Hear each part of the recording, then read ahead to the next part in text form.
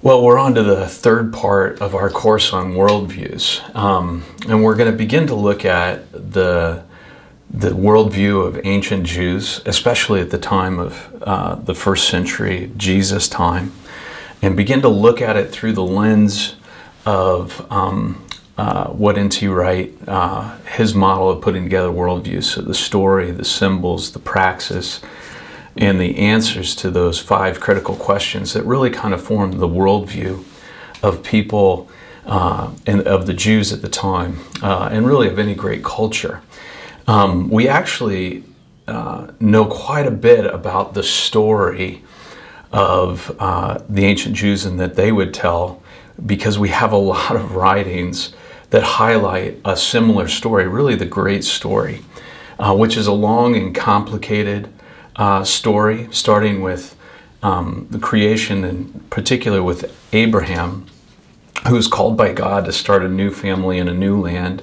And then you have Isaac, Jacob, and the 12 sons of Jacob, who eventually, through a series of events, go into Egypt, where they were enslaved, through to Moses, where God rescues his people through the Passover and the Red Sea, through to the judges and the kings with Saul and David and Solomon, to the split in the kingdom into north and south, to the sending of prophets,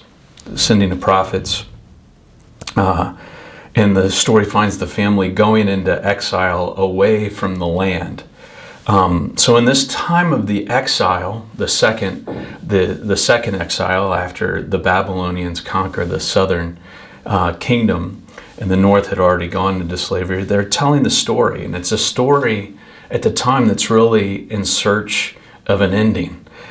So Abraham, Moses, David, Solomon, and folks at the time of the first century are wondering what's going to happen next, because the people came back from exile in Babylon, and they rebuilt the temple that David had planned and Solomon had built that had been destroyed. They came back and rebuilt the temple. They re-inhabited the land, at least some of them, and they reestablished themselves as the family in the land. But they were aware, even at this time, that there are huge problems. The prophets were highlighting things that had not been fulfilled, things that were not all right. There were big issues at the time. And at the time they're telling the story of Abraham and Moses and David, and the prophets are reminding them of those stories, and they're clinging to the promise at the time and retelling these stories. And there's great hope that these promises that weren't yet fulfilled would at some point come to pass. They would be fulfilled. So in this second temple period, from the rebuilding of the temple after its first destruction to its second destruction in 70 AD, all the way to AD 35, where this last great revolt of the Jews with Bar Kokhba in 135 AD, there's different ways in this period of time that the Jews were highlighting various parts of the story. There was different ways of being Jewish at the time. And just to go into detail of this story, it's basically the story of the Bible that was being retold. So you're starting with Genesis, and you have God raising up Abraham in chapter 12, and he's really the answer to all the things that had gone wrong in the first 11 chapters of Genesis. And the story is one where the God who made the world, who created the cosmos, is going to come back and he's going to put the world right. And the Psalms and the prophets are reminding the people at the time of the story. God had called Abraham.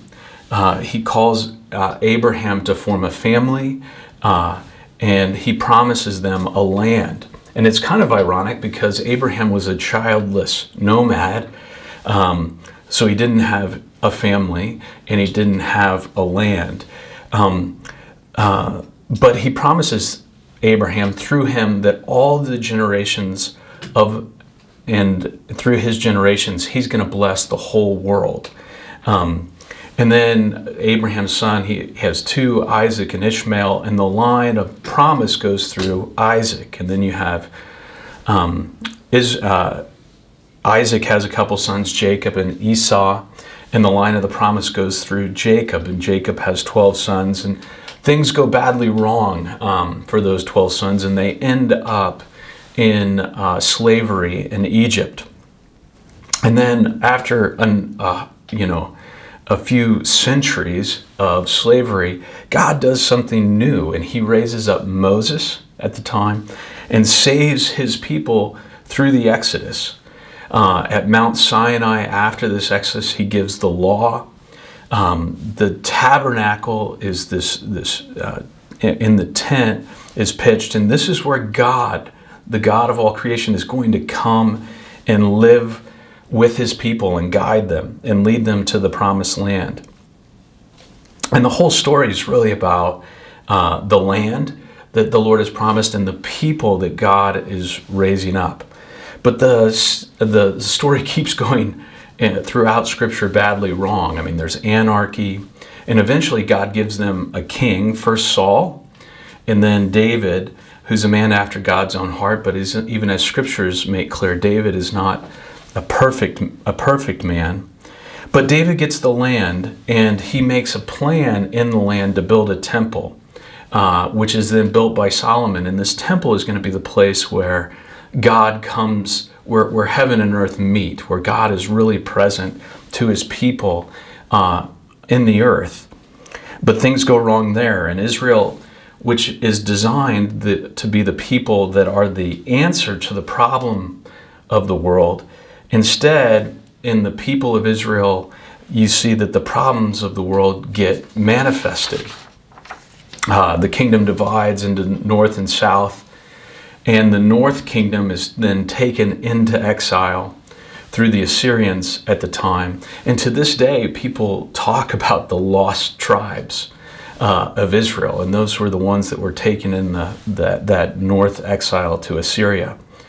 You have this long period under kings and prophets and stories of occasional success, but generally things going wrong. It's generally failure.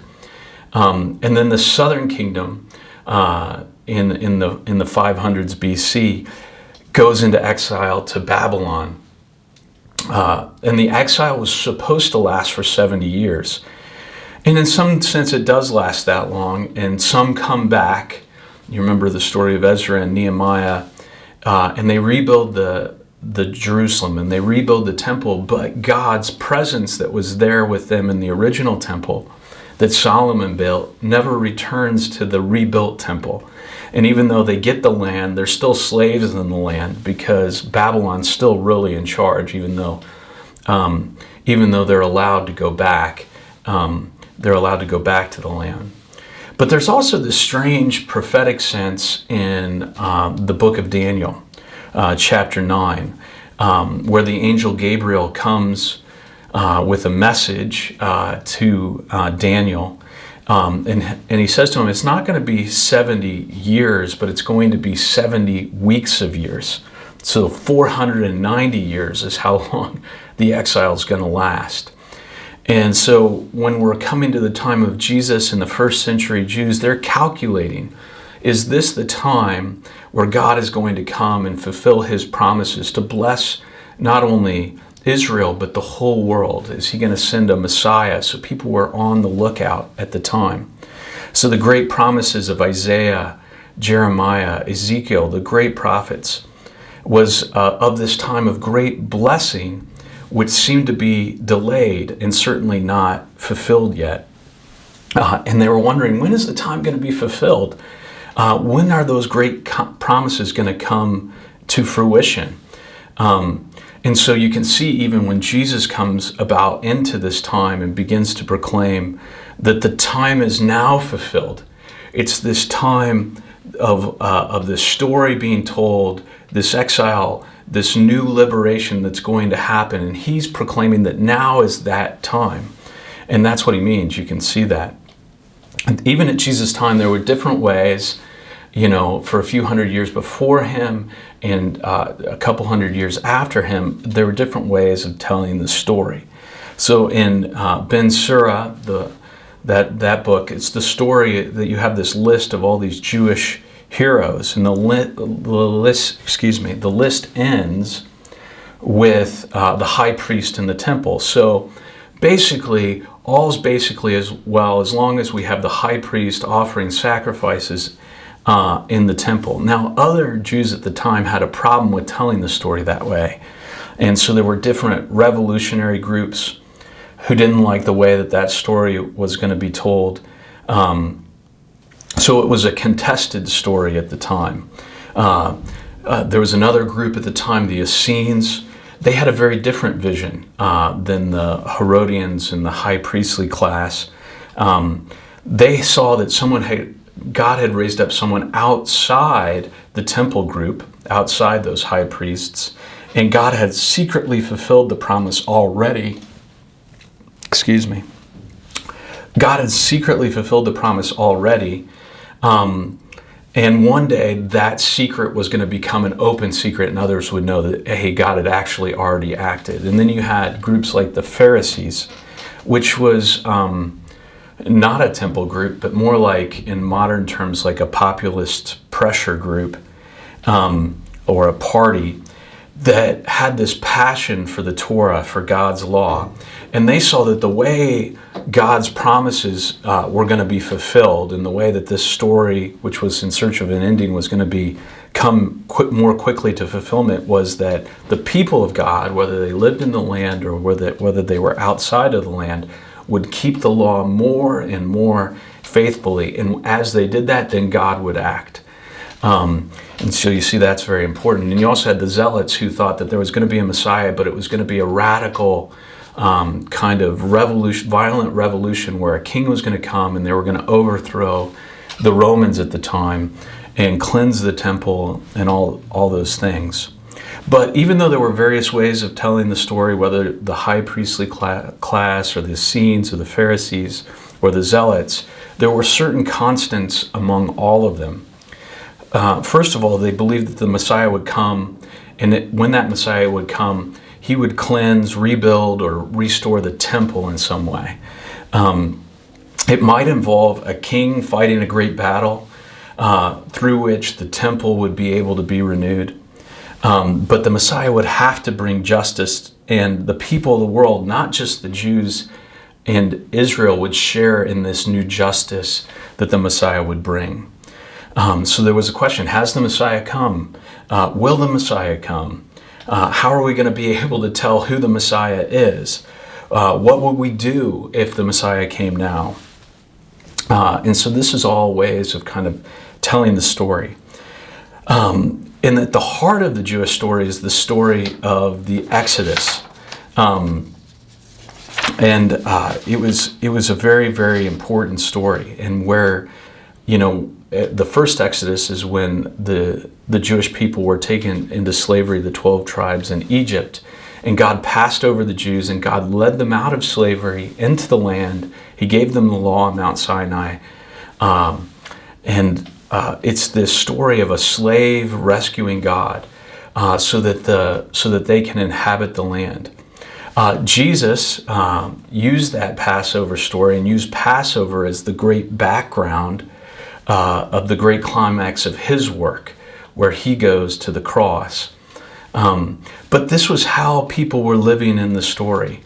And it was a story with a great question mark at the end of it. It was all shaped around this story of the Exodus, but it hadn't yet been fulfilled. So there's different ways of being Jewish at the time of Jesus. There were varying and competing narratives of how this story would come to completion. And even you had the festivals, and we'll get into that in the next session on the praxis of the Jews. But the festivals themselves, especially Passover, were great storytelling festivals where the story would be told and people would remember the promise, what God did, and the promise of what he would do. And the story at the time is still this story in search of an ending. So you have these Messiah figures that are being raised up at the time, various competing Messiahs. So Jesus fits right in there in that kind of context. At the time of Jesus, Christians then plugged into that kind of Exodus story, that Passover story, as a key aspect of their story, a key aspect of the Jewish story. And the Christians were saying, this is the next chapter in the Exodus story. This is the completion of that.